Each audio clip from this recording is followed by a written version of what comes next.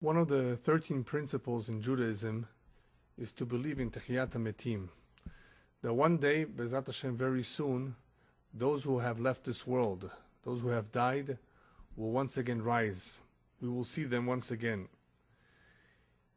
This is pure emunah, as opposed to the yedi'ah, the knowledge that we have, or the fact as we know it, that Hashem created the world. That's a fact.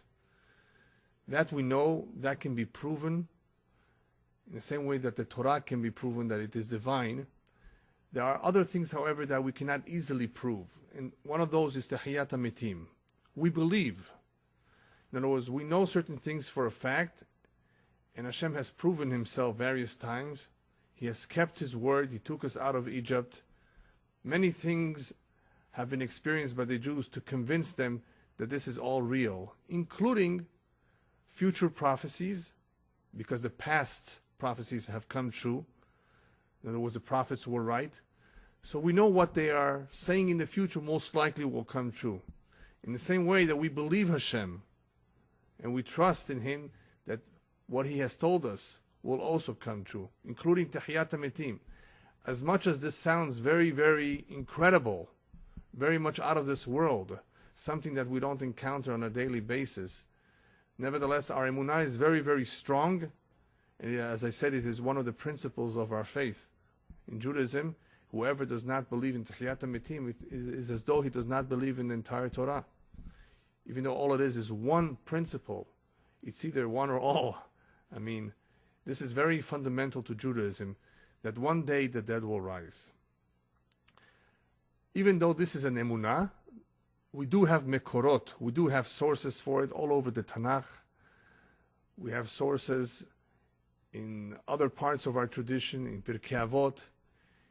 So I will share with you a couple of those sources for those who want some source in the Torah. Nevertheless, even though it is not clear, it is not very, very clear, nevertheless there are quite a few sources. The reason why it is not clear that there will be Techiyat HaMetim is, as we will explain in another lecture, for the same or similar reason why Sachar ve'onesh, reward and punishment, is not explicitly mentioned in the Torah. Hashem leaves out certain things from the Torah so that we should not perform the mitzvot just for that alone. He wants us to trust in him, to believe in him, that it is for our good, for our benefit. So he does not explicitly say, you will be rewarded for it, there will be a world to come. He leaves that out of the Torah, and that is left to our emunah. So Techiyat HaMetim also belongs with those parts of our emunah that are not explicit in the Torah, but nevertheless there's quite a few sources to them. And let me go over some of them. Hashem tells Moshe before he passes away, Vayomer Hashem Moshe, Incha shochev im avotecha, you're about to leave this world and go in the same way as your forefathers, vekam. In other words, the word vekam, the rabbis tell us, is in the future tense, that they will rise. Who will rise? Not only is the reference here to the people who are alive now, that Am Yisrael will unfortunately rebel and commit terrible sins after the passing of Moshe, but it is also referring to vekam, that there will come a time where there will be Techiyat HaMetim. So this is a derush.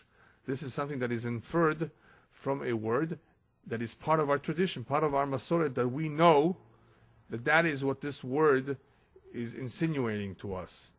Similarly to the word Az Yashir Moshe, Az, also talking about the future, not necessarily about the present. Another example is when Hashem says, V'gam hakimoti et beriti itam, latet lahem. Hashem says that I will fulfill my covenant, my promise, and give them the land, Eretz Canaan. But it says lahem, it doesn't say lachem to you. It should say lachem. I will fulfill my promise, my covenant with who? With the Avot, with our forefathers, Abraham, Isaac, and Yaakov. How will you fulfill it with them? Personally with them? They're gone. No, they will come back. So obviously from those words, one who carefully analyzes the words of the Torah, there's no extra word. The words are not literally. They have a lot of additional meaning other than the literal meaning. And that is another remez, at least, another hint, that there will be another time, that they will come back and they will receive the land as it was promised to them. Another example is Vatem hadevekim b'Hashem chaim kulechem hayom. Those of you who are attached to Hashem are alive today. What does it mean, alive today? So the rabbis tell us that word today is referencing also le'olam haba. In the same way that you're alive now, there is emphasis on that word, meaning that in the exact same way that you now are alive, you will also be alive in the future. You'll also be part of Hashem later on when you come back, b'tchiyat hametim. Another pasuk, Ani amit ve'achyeh. Ani amit ve'achyeh means that I will strike someone dead. Amit ve'achyeh meaning I will bring him back alive. The rabbis tell us that in the same way that HaKadosh Baruch Hu mochetz umerapeh b'makah achat, in the same way that he strikes and heals an individual at the same time, he can also do with every individual. He can bring about his death, and he can also bring him back alive. In the same way that he strikes and heals, he can also strike someone dead, and afterwards bring him back alive. We're talking not about different people, but even the same individual is able to experience both death and to come back alive once again. In Pirkei Avot, the rabbis talk about what will happen to those who are recently born, and what will happen to those who have just left this world. Hayeludim lamud. What is the next step for those who have been recently born babies? Even though we're all excited and we're happy to see a newborn, what is his next step? Death. He has just been born, but what's his next step? The death. What's the next step for those who have left us, for those who are dead? To come back alive. In other words, it's like a cycle. And if you want to look at it Kabbalistically, the cycle also involves a brand new life in a reincarnated form. In other words, there is something called reincarnation, where those who have left this world do come back.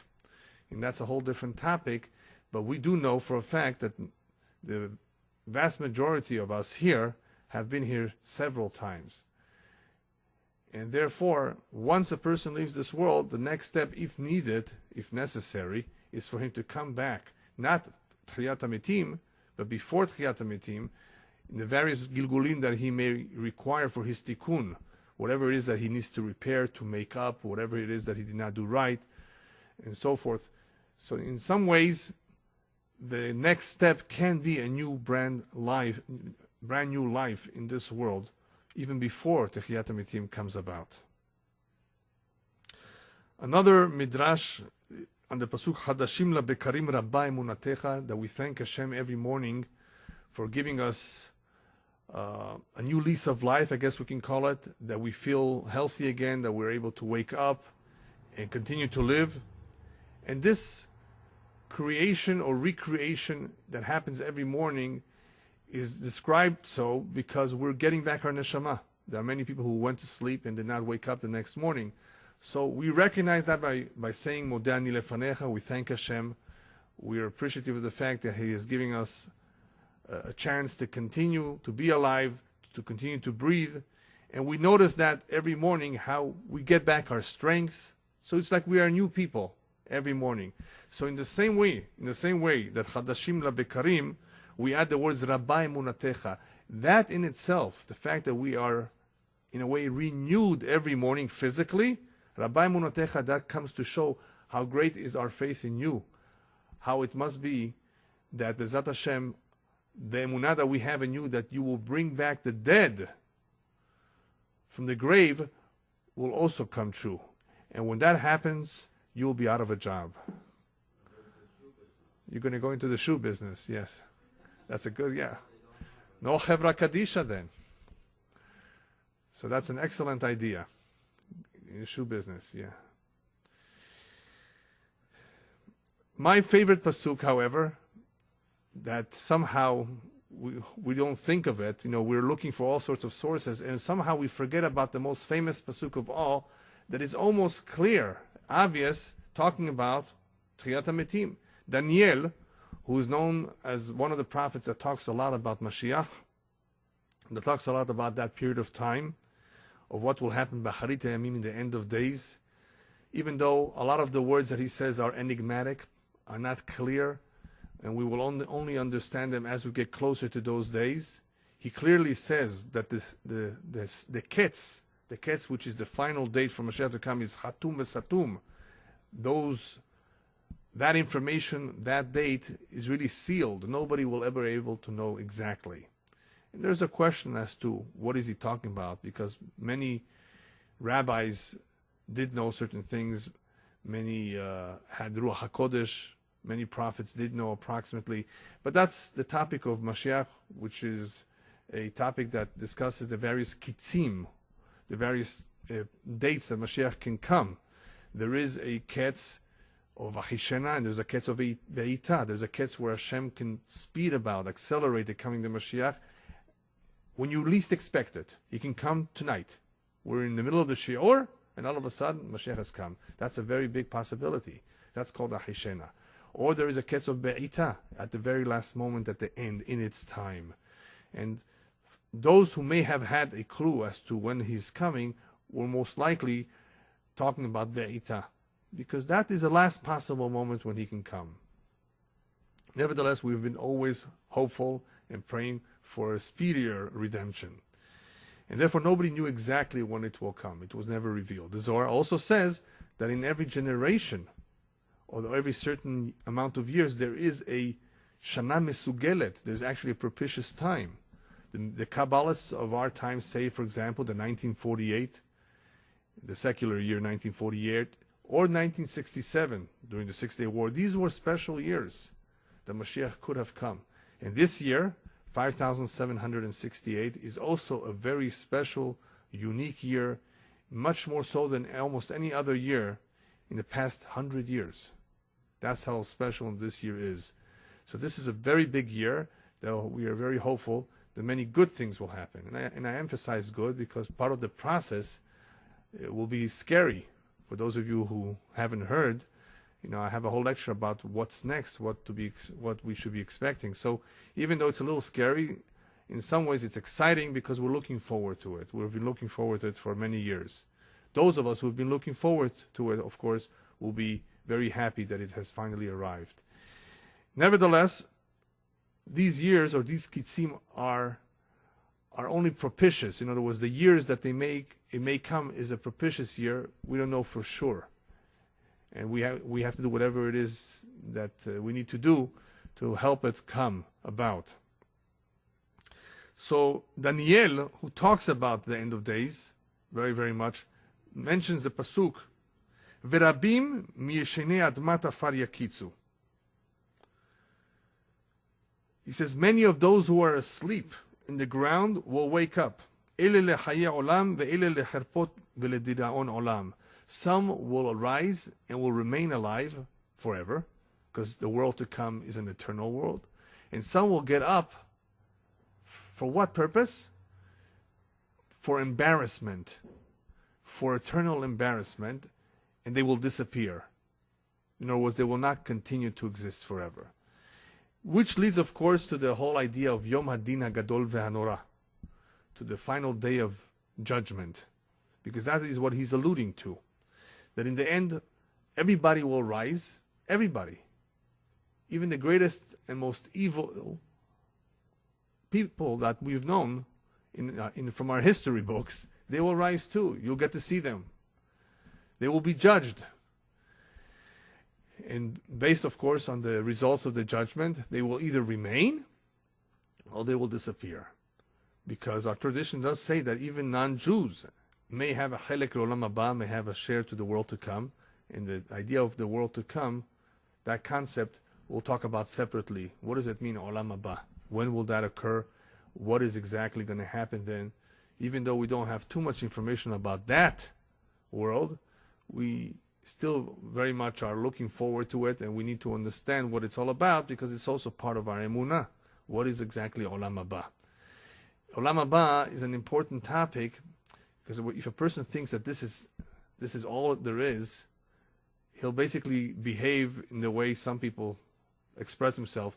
You only live once, so you might as well enjoy it. But that's not true. You live more than once, and you do pay very dearly for whatever it is that you did not right.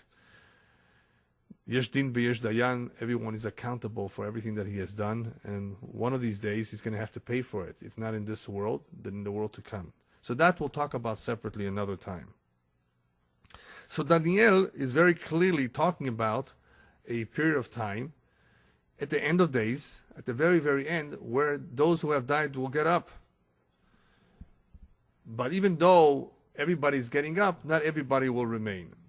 So we need to understand a little bit what will happen when everybody will rise. In other words, besides getting up, there's something called Yom Adin Gadol Ve'Hanora, which the prophets talk about. Hine Yom Ba Bo'er Katanur, as the Navi says, Malachi, a day which is very hot, a day which is very burning, a day where God will judge the entire world. But it's not just the entire world. It is also all the Gilgulim, all those of us who have been here many, many times, every one of those reincarnations will be judged separately. And I'm going to tell you a little bit about that soon. But before we talk about the Gilgulim, we need to understand what's the necessity of this day of judgment, this final day of judgment that is so great that Hashem himself will judge everyone. We're talking about a time in our history, very soon, where there will be Hitgalut Hashem Ba'olam Kulo. Hashem will reveal himself in the way of revealing himself to the entire world. Everything will become crystal clear. The truth will be known. At that point, the Navi says what will happen after Yom Adin HaGadol V'Hanora Tchiyat HaMetim. Bilah HaMavet LaNetzach. There will no longer be any death. Death will cease to exist. People will stop dying. With a few exceptions, which I'll mention soon. But for the most part, the world will come to an end as we know it. Even though there are various opinions of what will still be functioning in this world. Will there still be cars? People want to know. Will they still be able to use their credit cards? Right? Things like that. According to our tradition, the world will be very similar. Really very similar to the way we know it. But we won't have the burden of taxation. We won't have the worries of war and famine. Things will be more of a Gan Eden. What really will happen, according to the Kabbalah, is we're going back to what the world was before Het Adam Arishon, before the sin of Adam and Chava, which means we're going back to a more perfect state of the world, where there is no sin. And if there is no sin, that means there's no Yetzer Hara that can lead one to sin, right? There's no evil inclination. And since there's no evil inclination, in a sense, there's no need for death, because as I will explain soon, the whole idea of death is as a result of one committing a sin, one needing to part from that sin, separate himself from that sin, and sometimes it is not possible in one's lifetime to do it. Even if you've done teshuvah, depending on what sins they are, sometimes death is the only possibility to get rid of it. And after the death, of course, there's additional tikkunim, additional work to be done, either in Gehenom or in a future Gilgul. So some things cannot be fully accomplished in one's lifetime. They have to be done through one's death. And so I will explain why the day of death, in a sense, even though it's sad, we don't like to see anybody leave, but in the end it's a benefit for the human being that he actually dies. And that is only because of Het Adam Arishon. So when Mashiach comes, when Tchiyat HaMetim occurs, we will be going back to the original blueprint, I guess if we can call it that way, where there is no death, where man lives forever. At that point, the reason why there needs to be judgment is because everything will come back to its original form. Everything ba al tikuno. Al tikuno means that everything is repaired through Mashiach. HaKadosh Baruch Hu reveals himself, so everything becomes crystal clear what this world is all about. We will know what the tachlit, what the purpose of this world is, what our mission was. When everything therefore is crystal clear and the curtain comes up and everybody knows everything, at that point what will happen automatically is that the tov will be mitbarer mi'ara. As I've explained before, the good will separate from the evil. Today everything is so mixed up, people do not know what the truth is, what's good, what's bad. There are all kinds of opinions. But at that point everything will become clear. So the Ra has to be expelled. The evil has to be removed. And since it's removed, that removal comes about through judgment. Hashem has to decide who has a part of this Ra, who belongs to the Ra, and he will remove him. Whether he was once alive and he's dead now, still he comes up. Why does he come up? Because we're approaching, after Mashiach and Tchiyat HaMetim, we're approaching a world called Olam HaGemul. Olam HaGemul is a world of reward, which I'll talk about when we talk about Olam Haba. It's called Olam HaGemul. That is the world of reward for all the hard work. Since we're approaching that Olam HaGemul, Hashem has to say, well, what am I going to give him? Does he deserve anything? Well, let's see. Everything has to be fair. There has to be a judgment delivered. So that is why that needs to occur at that time. The Baal Shem Tov explains this a little bit differently. He says that in reality we have Yom Adin various times in our lifetime. Every single night when we go to sleep, a part of our neshama goes up. That part of the neshama not only is able to see visions, not only is it able to see dreams and communicate with those who have left this world, but the neshama really, even though we're not aware, actually gives a din v'cheshbon, an accounting of all that it has done during that day itself. Whatever transpired over it, there's a din v'cheshbon on that day. For that day, so we have a mini judgment every single night. That is why it's a good idea for one to say the entire Kriyat Shema. Not just the Shema Yisrael and the Vayayim Shamoah, but also the Vidui, if you can. It's not obligatory. But if you do so, you will have a better sleep, hopefully. Better dreams. It is a form of teshuvah that you say for whatever that you may not have done properly during that day.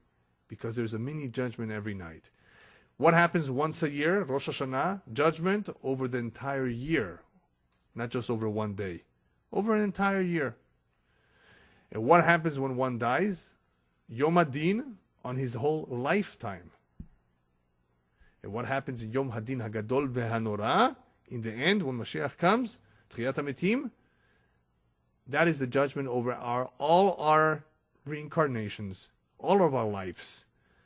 Right? When one dies, judgment over his entire life that he just lived.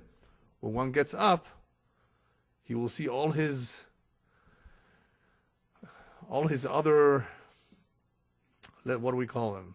All his other versions, all his other lives, all his other appearances in this world. You know, they may have been in different countries, of course, spoken different languages, but they're all part of the same neshama, and they will all be judged. So, as the Baal Shem Tov explains, there is a need for all these judgments. Always, a person always being corrected, always being told, and the neshama is aware of this. At least when it's alive, it's aware that it's being judged. And sometimes we have an attack, an anxiety attack, and that could be because at that moment you're being judged. That could happen in the middle of the day. According to the Kabbalah, on Rosh Hashanah and Yom Kippur, if you all of a sudden begin to cry, it's because in that moment the neshama is being judged. So it is possible that a person's books are opened and during the time of danger, when he's at war, when he's in a dangerous situation, or at other times if he's involved in certain things that are totally not proper, there may be an accusation against him. So the Baal Shem Tov explains that we have to be aware of that, constantly aware that we're being judged. And that is the significance of not just waiting till the end, till the last day of your life.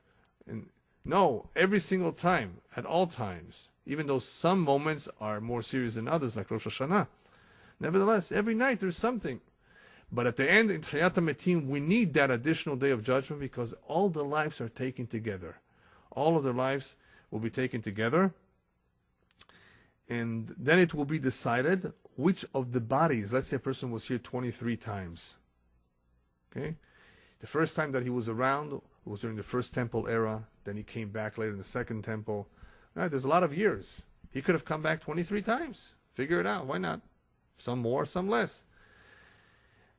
Every goof that will get up, every body that will get up contains in it, sachakol, and totally, a neshama, a nitzot, actually, a spark of the original neshama. Remember we spoke about neshamot, how they can split into sparks. Just like one candle can light 1,000 candles, you've not taken away anything from the original candle. You've just lit 1,000 candles with the original candle. In the same way, Ner Hashem Nishmat Adam, the neshama of a person is compared to the light of a candle. That candle can split itself. It could illuminate, it could light, and a part of it.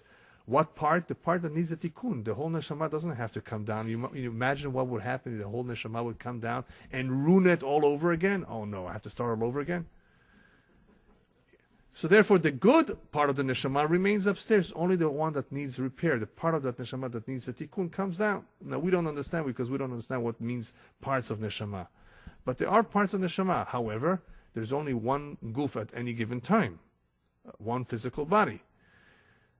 In order for a person to come back reincarnated, the first body has to be buried. That is why in Judaism, other than giving the proper kavod, respect for the dead, and burying him as soon as possible, we need to bury him as soon as possible, because as long as that body is still not buried, he cannot come back reincarnated. So we're holding back, delaying his tikkun. It's painful. If he needs to come back, let him come back right away. So anyway, the day of judgment will therefore determine which of all the gufot that contain a part of the neshama will remain. Because those gufot, those bodies that did not do what they were supposed to, nichratim, they will be destroyed after the techiyah. They will leave. Only a guf that had any merit, that had any zechut, that was able to do some tikkun will remain. Every one of those gufot, every one of those bodies will be like brothers and sisters, right? We're all from the same parents, brothers and sisters from the same parents. So you will have bodies of the part of the same neshama, and those that remain, they will be able to relate to each other just like brothers relate to each other.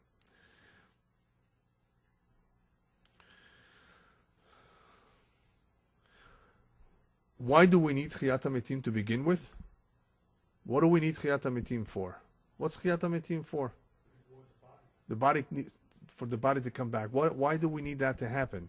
Well, first of all, at the time this happens, we are going back. The world is being restored to its original state, to its pure state, and therefore death was not supposed to have existed. So that will automatically happen, that all those that have died will come back, because the world is restored to what Hashem originally had in mind, that the soul at least, will stick around forever. But there's more to that. What is really happening when Chiyat HaMetim occurs is a period of time until the year 6000 where the body will receive the reward that it deserves. The real reward, the eternal reward, will go to the neshama, to the soul. But the body worked very hard too. It got up every morning and put on tefillin and went to the Bet HaKnesset and gave charity and tremendous self-sacrifice perhaps. Maybe it gave it its life. Maybe that Jewish man or Jewish woman, maybe they gave their life. That means they were willing to sacrifice everything. So that body suffered. It was in pain. That body will be rewarded too. The reward for the body will come about during Chiyat HaMetim, and it will last till the year 6000. That period of time where the body will receive the benefit that it deserves for what it did is called Yemot HaMashiach, the days of Mashiach. Without any kesher, without any connection whatsoever to Olam Haba, to the world to come. Yes? I'm Miguel, I'll get to that. Yeah. Yeah.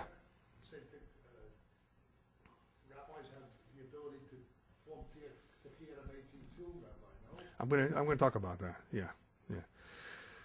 So when that occurs, when all the bodies will rise, how will they function? Because even though I said that the neshama can split itself, there's only one nefesh. The nefesh is a part of the human being that makes the heart pump. There's only one nefesh. The nefesh is the one that comes back, but it's only one at a time. So we have to give a nefesh to every one of those bodies, a new nefesh. That's what the Zohar says, that during Tahiyat HaMetim, when the dead will rise, even though each body will contain a part of the neshama, the nefesh, there's only one nefesh. The various bodies will receive a new nefesh. Hashem will provide them with a new nefesh, no problem. He can do anything, right? And therefore they will all be able to function just fine. Now, what about all those that were cremated? What about all those that were burnt in Auschwitz? What about all those that drowned? What about all those that were eaten by sharks? All those that were never buried? What about them? They will all come back, regardless of what happened to them, regardless of their fate, regardless of how they died. They all come back. And our tradition even says that the entire recreation of that human body will begin from a small little bone called luz, that is in the back of our neck. In other words, back of our head, by the neck. Small little bone that is indestructible. That one will always remain. Somehow part of it is always around. Not that Hashem needs it, that's just what it is written. That Hashem recreates the entire physical body from that small little bone that will always be around somewhere, somehow. And there's an interesting tradition that says that that little bone only benefits from one meal. Melave Malka. Melave Malka. The fourth meal, right after Shabbat, when we accompany the Queen Shabbat out of, towards the rest of the week, we have an additional meal. It's a very, very important meal to observe sometime after Shabbat is over. So that bone benefits or receives nourishment from that one seudah only. All right, so if they all come back, how will they come back?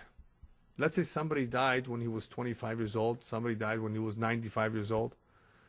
Our tradition says when everybody comes back, they come back exactly the same way they left. Why? So you should be able to recognize him, right? If you see your grandfather when he was 12 years old, you won't recognize him, right? So they will first come back the same way they left, which means also they will come back with the exact same disabilities, with the same illnesses that they may have had, and then Hashem will cure them. So at first they all come back with the with the disabilities, with whatever problems they may have had, and then they will be cured. Only in order for us to recognize them, so nobody should ever say, oh, this is somebody else. He never came back. No, they will all come back so we can identify them. What is that? Yeah, of course, yeah, sure. Yeah, exactly, yeah. They will all be dressed, they will all look nice. You mentioned cremation. Yeah. What I was talking about was not voluntary cremation, but unfortunately what happened to many who were burned at the stake. But one has to realize a very, very important point, and that is that if you have a relative, a friend, or anybody that you know that in his will expressed his desire to be cremated, don't follow those instructions. You're doing him a disfavor that he's unaware of at the time now that he's alive. He'll only know it later on. So if you can stop it, stop it. And I'll tell you why, for 3 reasons why it is forbidden for one to be cremated.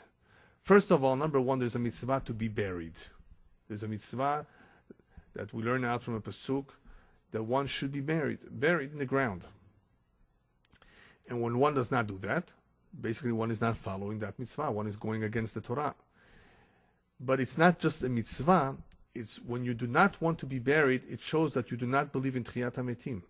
Because the whole idea of burying the dead, putting him away, is in some ways a statement that we believe that one day they will come out of their graves. So by not wanting to do that, it shows in a way that you completely deny that possibility, that you just want to get rid of it in any way, in any possible way. Besides that, it is a zilzul in the kavod of the met. It is a form of disrespect for the dead to treat him like that, to just burn his body. And I know some religions and some groups in the world, that's what they do to dispose of their dead, but Judaism is against that. It's more respectful to take care of him properly in the grave, and not to, of course, not to dissect him, and not to take his organs away, and not to do autopsies, if at all possible. All of this in deference to the kavod of the met, the honor of the dead. Besides that, according to the Kabbalah, one needs to remember that in the kever itself, there is something called chibuta kever and rima vetole'ah. The body will decompose, the body will experience a certain amount of judgment in the grave itself. So the decomposition, that process where the body decomposes, the pain that the body goes through in the kever itself, is a kapara. It acts as an atonement. It is therefore a good thing for the body that it is in the grave and that decomposes. Now there are some tzaddikim who never decomposed until this very day, hundreds and thousands of years. That is a special zchut. There are some that have a zchut that their body will not decompose. They don't need that kapara. But whoever does decompose, and most people do, needs to know that this is also a kapara for whatever it is that they did. Yes, the neshama is actually mourning over its body. It sees how it decomposes, and it experiences a form of pain. It's not exactly a physical pain, but it does experience the pain. And this lasts for up to about a year, I think, depending on the weather and the conditions of the soil. It sometimes happens faster, and sometimes it's a little slower. Yeah. What's mentioned up by that someone who dies of Kedusha Hashem, that they don't have that suffering in the grave, they go straight to Shemayim? There's no chibuta kever. Chibuta kever is a process, a brief stage, where the soul is put back temporarily into the body by a certain angel, which beats the body. And the idea of beating the body is to remove the klipa. Since we're talking about it already now, I might as well elaborate a little bit more. That is the benefit of death. Because when a person dies, what happens is several things. First of all, that physical body, which was limiting the soul, in a sense, sometimes from doing the right thing, separates itself. That binyan, that structure that we call the physical body, neheras, has just been destroyed, has just fallen apart. We look at it as something very, very sad, and especially if that individual was young. But in reality, that is a benefit for the body, because sometimes, because of that physical body, it is limited from really expressing fully what it is capable of. In other words, the neshama, depending on the type of physical body that she is caged in, may or may not have done whatever it is that she really should have done. So the separation of that physical limitation from the body, from the neshama, is a very good thing. It allows one to completely and finally separate itself from that which was troubling it, from that which caused it to sin. Plus, at the time of death, the death itself, the neshama being plucked out of the body, is a way of removing the kelipa, as the Kabbalah calls it. The kelipa is like a shell, an impure shell that is stuck to us ever since Chet Adam Harishon, ever since the first sin of man. There is a certain kelipa, a certain impure shell that can only be removed by death. That's the only way it can be removed. Actually, there have been tzaddikim who were able to remove it completely without death, and there are very few. The rabbis call them the very few who have died not because of the seduction of the snake. Shelo metu be'etyo shel nachash. In other words, they actually went into Gan Eden. They went into Gan Eden directly. They were alive. They never even died. Yeah. There are some who did not die because of their sins, and their only sin they have, it was that kelipa that was on them because of Chet Adam Harishon. Also on a very high level. In other words, no sin of their own, except for the common sin to all humanity, as a result of that kelipa that's still there. So the death is a favor to them, that it is able, and that's the only thing that is able to separate or to break out that kelipa that is on them. So in a sense, just like you take a piece of pottery and you shatter it and you remake it in the oven, you rebuild it, right? HaKadosh Baruch Hu will do that with the physical human body. He broke it. In other words, he decomposed it, got rid of it, the old one, the imperfect one, and will recreate a new one, a brand new one, a fresh one, which is necessary. In other words, because the old one is, you can call it contaminated, broken, unless of course he was a tzaddik. But for the most part, we all have that kelipa, that shell, that needs to be removed, and what removes that is death. So death is a necessity. Death, as tragic as it and sad as it may be, is a necessity, because in the end it results with the kapara, the death itself, that experience and that removal of the physical body of the kelipa.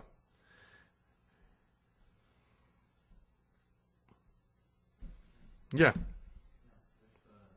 say if the soul has multiple people, Right. and whether male or female, do all those people per se come back?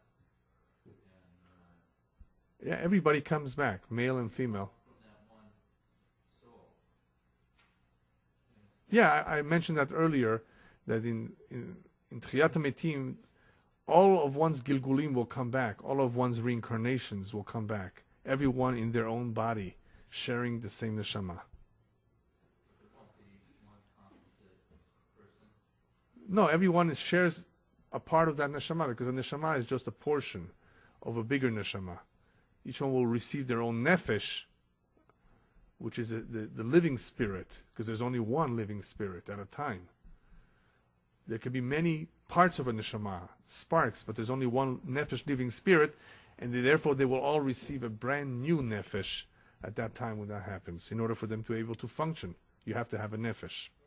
Yeah. Question again about the people who died on Kedusha Hashem.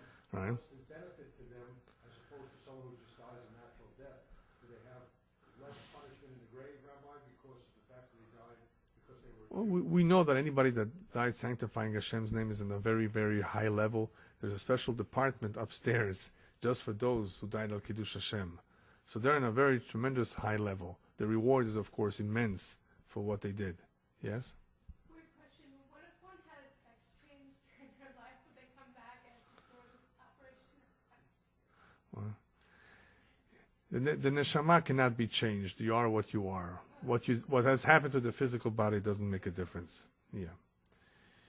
Anyway, as a result of the Yetzer Hara being removed, when Tchiyat HaMetim occurs, there's no more Yetzer Hara. There will therefore be no more death. People will continue to exist forever, for eternity, until the year 6000. Until the year 6000, which our tradition says is the end of this physical world as we know it, after which the HaKadosh Baruch Hu renews the world, and it will be a spiritual world. And I'll talk about that when we speak about Olam Haba. Now, since we only have 232 years to go to the year 6000, guess what? Mashiach has to come now, because Tchiyat HaMetim has to occur soon. Why? Because we have to have enough time left over to be able to experience all that is awaiting us. Binyan Bet HaMikdash, the building of the Bet HaMikdash. Malchut Mashiach, the reign of Mashiach. The benefit for the guf, the reward for the guf, for the body, all of that has to happen, and it can't be just experienced in 1 year. It can happen at the last possible moment, at the very end. So you realize how close we are, because we're getting closer to the year 6000. As far as death, even though I said that there will be no death, the Navi does seem to say that there will be some. And he probably referring to non-Jews who, even if they pass away, they will pass away at a late age. It says a young man will be considered one who has died at the age of 100, the prophet says. So there may be some death after Tchiyat HaMetim, but it will be limited and it will be at a later age. Those who are still alive at the time, B'ezrat Hashem, all of us who will witness it, one opinion says they will die in order for them to also go through the process called Tchiyat HaMetim, just to feel the death, to get a brand new body or to get a new start, and to go through that same process. So that won't last too long. It may be for 2-3 minutes. It won't be for long, but it will be a process that even those who are around will go through. What's the process exactly? How does it occur? In what stages does it happen? We learn out from a pasuk that we say every morning in our prayers, Bonei Yerushalayim Hashem. First thing that will happen is that Kadosh Baruch Hu rebuilds Yerushalayim. And he's not talking about the Plaza Hotel or the King David Hotel. When we're talking about the building of Yerushalayim, we're talking about the building of Bet HaMikdash. We're talking about the spiritual building of the city, not just the physical structures. Bonei Yerushalayim Hashem, what comes next? Nitchei Yisrael Yechanes. After that will come the ingathering of all of Am Yisrael, including the 10 tribes. Even though there's already some ingathering now, there's already some aliyah from the late 1800s. And actually even before, from the 1700s. We have a major aliyah since recently, and we're having continuous aliyah now. But we still have the majority of the Jews are in Chutz La'aretz, right? The majority of the Jews are in the diaspora. So when Mashiach comes, there will be a stage of Nitchei Yisrael Yechanes, that HaKadosh Baruch Hu will bring everybody home. So we have so far Bonei Yerushalayim Hashem, Nitchei Yisrael Yechanes, and after that, Harofeh Lishvuro Elev U'Mechabesh La'atzev Otam. After that, HaKadosh Baruch Hu will heal us. Will heal us, meaning those who are Shvurei Lev, those who are heartbroken because of all the tragedies and all the persecutions and all the terrible experiences that we had personally or as a nation. He will cure us of all the ailments. And Mechabesh La'atzevotam will therefore include the ultimate cure of all, Tchiyat HaMetim, to bring back those who have died. Where will it all begin? Not in Los Angeles, not in Miami. It's going to begin, Tchiyat HaMetim will first begin in Eretz Israel. That's where it begins. Why do you think many people want to be buried there? They want to have front seats. They want to come first, yeah. But just remember, in order to get up first, it's not enough that you live in Eretz Israel. You have to deserve it too. In other words, somebody who lived his entire life in Chutz La'aretz and just wants to be buried there, Israel says, I don't want you. I don't want your dead corpse here. Don't do me any favors. Stay where you are. So he will be kicked out before he's able to come back. Those who have supported Eretz Israel, who loved Eretz Israel, even though they could not live there all the time, they will have a bigger share in the Tchiyat HaMetim. In other words, they will get up earlier. Nevertheless, those who have been buried outside, the rabbis tell us, will go through mehilot, through subterranean tunnels until they reach Eretz Israel. And this will be a little bit painful if you have to roll and come until you reach Eretz Israel. So there's no doubt in the world that being buried in Eretz Israel is a big zechut, but it's only on condition that you had some helek, some kesher, some connection with Eretz Israel. Only then will that burial there make a difference. So those who are in Eretz Israel get up first. Tzaddikim in Eretz Israel get up before everybody else. Why does it make a difference who gets up first? Because the earlier you get up, the more time you will have to enjoy Yemot HaMashiach. Because it's going to make a big difference in time. Because according to our tradition, Tchiyat HaMetim takes 40 years until it's completed. So some people get up in the very beginning, some at the last year of Tchiyat HaMetim. So you have an advantage of 40 years here. Anyway, so because of all of that, being buried in Eretz Israel is a tremendous zechut. The question is where in Eretz Israel. Obviously, it makes no difference so much, but Har HaZeitim is very, very special because of the tradition that says that that's where it all begins, and that mountain will split when Hashem reveals Himself. Har HaZeitim, therefore, the Mount of Olives, is very, very close to our heart. In other words, it's very, very important in our tradition, but some people, of course, have concerns about being buried there because of troubles with the Arabs and so forth, and they have buried elsewhere in Har HaMenuchot. It makes no difference. It doesn't really make that much of a difference. Some people put an emphasis on being very close to their relatives. That does not make so much of a difference. As long as it's in Eretz Israel and Yerushalayim, of course, there's no doubt that it's very special. just want to spend a few minutes with those who still have doubts about whether Tchiyat HaMetim can happen. After all, we're talking about something very, very different, something that has supposedly never occurred, something that is very, very incredible to believe. How do we convince someone other than talking about the sources that we have, our tradition? It's emunah. How do we convince someone that, you know what, this is something that will really happen? By the way, why should we want to convince someone? We're not just talking about convincing him so that he should have emunah, strong faith in all that is Jewish. But imagine you're going to comfort someone who just lost. I don't like to use the word lost because he's really not lost. Somebody who just passed away in the family, especially if it was tragic. How do you comfort someone? If he does not believe in Tchiyat HaMetim, it's very difficult. You follow me? He's gone. He thinks he's gone. That's it. He's gone. How can we bring him back? So let's talk a little bit about the proof that we have that this will happen, other than our sources. If you read Tanakh, of course you have to believe that the Tanakh is true, you will find incidents of Tchiyat HaMetim that already did occur. Eliyahu Navi brought somebody back alive after he was completely dead. Completely dead. Elisha Hanavi, who followed Eliyahu, also had a similar incident where he brought somebody back from the dead. Yecheskel, one of the greatest prophets, not only had an incident, he had an entire valley of dry bones. People who were dead for a long time, not just recently, like with Eliyahu and Elisha, they all of a sudden got flesh on those bones and got up. And one of the rabbis in the Gemara says, and I'm a descendant of one of those that got up. So this is a real Tchiyat HaMetim of a group of people that actually occurred in the past, and it's documented. Not everybody knows about it. Well, we do.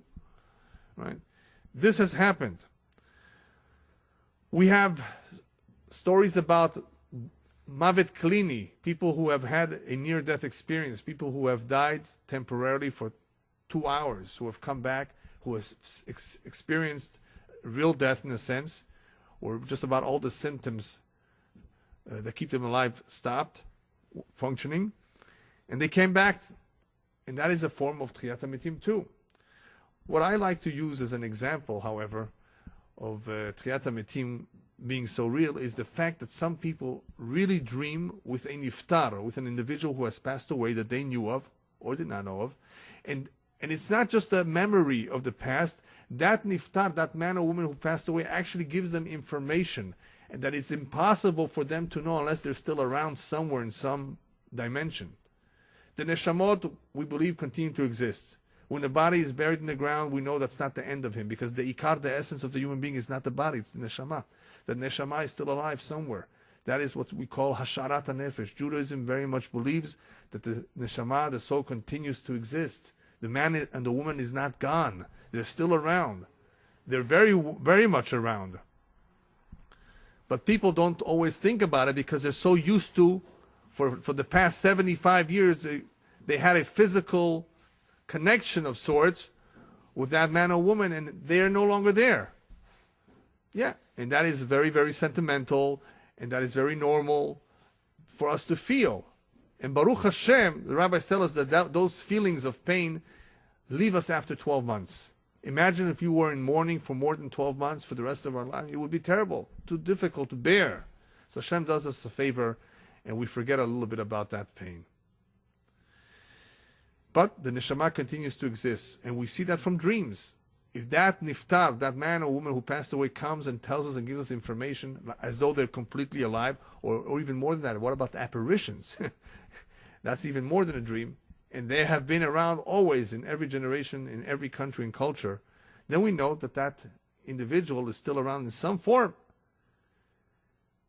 That is what ghosts are all about. I mean, they call it ghosts, they're spirits, whatever you want to call it. There are all sorts of stories in just about every civilization and culture that these spirits are still around. If that's the case, that means they're not gone. What's the big deal for Hashem to give him a new physical body if the main thing is still there?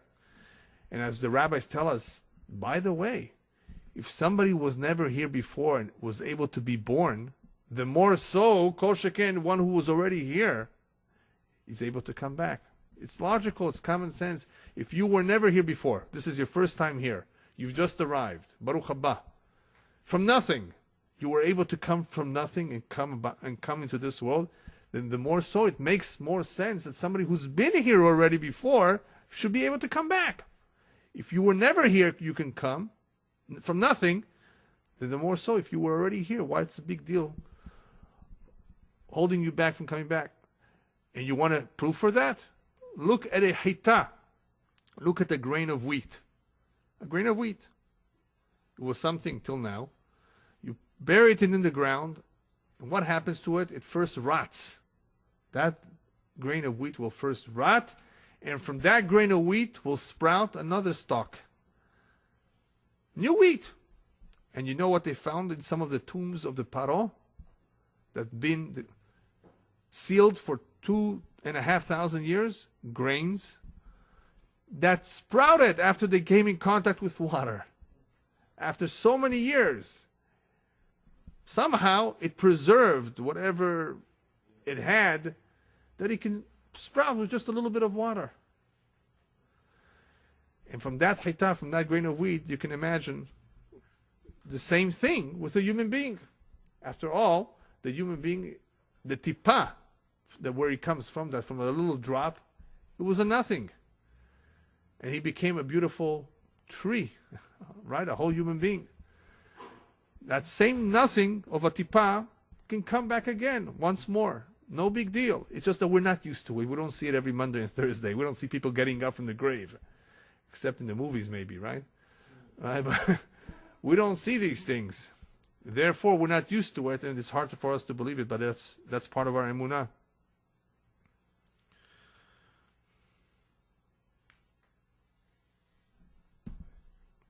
Yes. Mm-hmm. Famous Gemara where two rabbis got dropped on Purim, and one killed the other. Yeah. So I could ask you, Rabbi, Yeah. what permission did the rabbi who's still alive have to resurrect his friend? What permission? Well, that's a good example of the incidents that are recorded in the Gemara of people that actually died under different circumstances, who actually came back or were brought back. And it's not important the reasons right now, but the fact is a true fact and a good example of incidents that are recorded of people who have actually died. And there actually is a Gemara that says they used to go to the grave for 3 days just to make sure that the guy is really dead. Maybe he got out. You know, there was a woman not too long ago who was in a refrigerator. Her body was in a refrigerator. And a big tzaddik in Israel woke up in the middle of the night. He had a dream that she was still alive. And he went to the hospital. And he told the guys, open the door. There's somebody there who's alive. He said, what are you talking about? This isn't talking about the refrigerator for dead people. No, the houses. They sometimes store, dead people in refrigerators. Sure enough, I don't know if they heard the knock on the door. But as soon as the door was open, they saw her standing in the bed. You know. And they probably fainted. But this happens all the time. Yes. And these are individuals who have been dead for a couple hours and sometimes a couple days. It can happen. It has happened, yes. What is the spiritual state of somebody in a coma? Somebody who's in a coma, part of his neshama has left him. Right? But the nefesh is still there. That is why his bodily functions are still somehow functioning. He's able to breathe, maybe not on his own, but as long as there is a heart pumping blood and there is oxygen going through, you can keep that physical body alive. But a part of the neshama is no longer there. Anytime a person has even a clinical death, in other words, where there's no more even brain waves in the brain, a part of him has left him. Sometimes all of it has left him. And, but that is more dangerous. That, in order for, al pi derech hateva, naturally for that individual to come back alive and function normally, without any damage, it has to be within a short time. We've seen miracles, that it's been several hours, and nevertheless, they came back. Yeah. There's no permission for a rabbi to Well, these we're talking about Tanaim and Amoraim. They were great. They were so great that they were on the level of being able to bring back Tchiyat HaMetim, which is, by the way, the highest level one can attain in this physical world. You know, there's various levels, spiritual levels that one can attain. One of them being divine inspiration. One of them being being able to see and talk to Eliyahu Navi. These are levels. These are greatest spiritual achievements that you are able to know certain things and to see certain things. The highest of all is the ability to be Mechayem Etim, is to bring somebody who is dead, bring him alive. And there was a story that I told you a long time ago about a woman in Miron. In the 1920s, the English were in control, and she took her child to get a halakha, to cut his hair. She had made a promise. This was her only boy. She had made a promise to Rabbi Shimon ben Yochai. Baruch Hashem, after many years, she didn't have children. She made a promise as soon as she has one, she will take him there. So, Baruch Hashem, you can imagine the celebration, the joy of everybody coming there, the food, and all of a sudden, the child died on her, over there in Miron. She was a very strong woman, and she did not lose hope. She did not despair. Everybody ran away because they were afraid that this was contagious. This was a time where there was a contagious disease going around. So they closed up the place, the British police, and they really did not allow anybody to go in. But this woman somehow gathered the courage, took the child with her, went inside to the grave of Rabbi Shimon ben Yochai, put him on the grave and says, Rabbi Shimon ben Yochai, you promised me this child. In other words, I promised you that I will bring him here if I had a child and make the halakha here. And apparently I was blessed with this child. I kept my promise, and because of your zechut, I was able to have this child. And now he's been taken away from me. I'm not leaving this spot until you bring him back to me, that same child that you gave me. And she was there crying her heart out and praying, and after a couple hours, the child opened up his eyes and asked his mother for some water. Yeah, in other words, all of a sudden, little by little, the child began to recover, and that was a tremendous miracle of Tchiyat HaMetim in our days. So this does happen from time to time, but we take it for granted that this is just okay. So it was just a couple of hours. No, but it is still an authentic example of Tchiyat HaMetim. Just that somebody who's been buried for 2,000 years, it's harder for us to believe because everything is gone. But what's the big deal for him to do? He can do anything. He has created us the first time around. He can recreate us again. And it's going to be the exact same body. We've talked a little bit about Gilgulim. A person could have been here many times. But what happens if somebody married 2 wives, 2 women during his lifetime? Who will he get when he gets up? The one that gave him the hardest time. Just joking. What? That's true. You're 100% right. Only if the 2 of them are his soulmates. If, it does happen sometimes that a woman was married to somebody for 55 years. Okay? She had a long life with her husband. She has many children with him. And then when she was 79 years old, she married somebody who was 82. Right? It happens all the time. She's not going to go back to that 82-year-old man. She doesn't really have that much to do with him, except that they kept each other company. That's not his zivug. But when somebody was married to 2 women for a good number of years, and especially if he had children with the 2 of them, and they have a very strong kesher, it's very, very likely that the 2 of them were his soulmates. One of them could be more than the other. That doesn't really make a difference. So the 2 of them, like you said, will be his. But otherwise, when it's only one real soulmate, then one does go together with his or her real soulmate. Just want to finish with what the rabbis tell us, that even though HaKadosh Baruch Hu created this world in a way that everything functions by itself through a certain system of laws, like nature, there are certain things that he manages by himself, personally. We spoke about this before when we talked about Shidduchim, how he's involved personally with bringing people together, because he knows which neshamot go together. In the same way, the rabbis tell us, Gimel maftechot. Shlosha maftechot bidei HaKadosh Baruch Hu. There are 3 keys that he has and only that he has. He opens and he closes whenever he wants. 3 things that he does on his own, without any malachim, any help. One is the maftech of a chaya, of a woman who gives birth. He decides when she will have the children. He opens and he closes. He decides. That is why we need to turn to him, not just to doctors. He is the ultimate, the one to decide. Children, who will have them? The second maftech is the maftech of rain. He decides when there is rain, not El Niño or La Niña. Yeah. He decides if there will be rain or not. It's ultimately his decision. And the third maftech is the maftech of Tchiyat HaMetim. He will be the one to bring it about. Nobody else can accomplish something like that. Nobody else is able to do something like that. In other words, in the end, to bring back all these people who have been gone for so long, only he can do that. That's why, when that does happen, it will be a tremendous Kiddush Hashem. It will be a tremendous sanctification of Hashem's name to see something that is so unbelievable. And that is why when we comfort somebody who's in mourning, what do we say to them? Hamakom yenachem etchem betoch shar evlei Tzion v'Yerushalayim.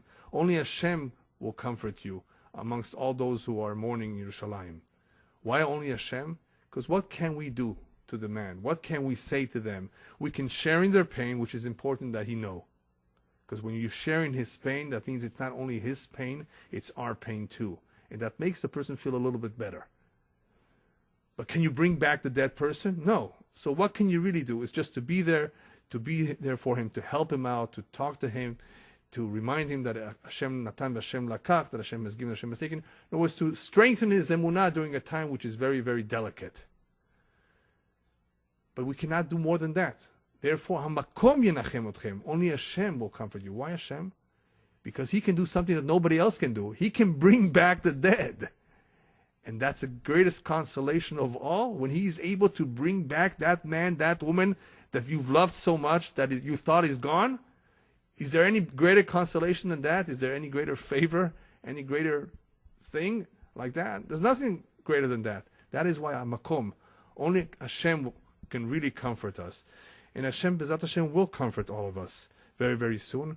And that is why we say Hashem, that Az Yemale Sechok Pino, when that day comes, our mouth will be full of laughter and joy, when we will realize that this world was not worth getting so upset about and so crazy about and so nervous about, because this world is a temporary world. Even though it's almost 6,000 years have gone by, it's all like one day in the eyes of Hashem.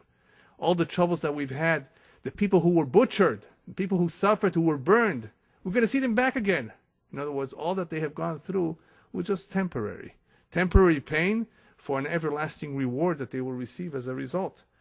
And that is why we very much emphasize in the Tfilat HaMidah, the Shmon Esrei, we praise Hashem, the greatest praise of all, of Baruch Mechayeh HaMetim. That is one of the praises that we say, that was one of the blessings that we make. And when we do say that, we have to have full emunah, and we have to say with the proper kavanah that we really, really believe in it. Because Bezat Hashem, if we are very, very much believing in what we say, it will help us bring this about very, very soon. Amen.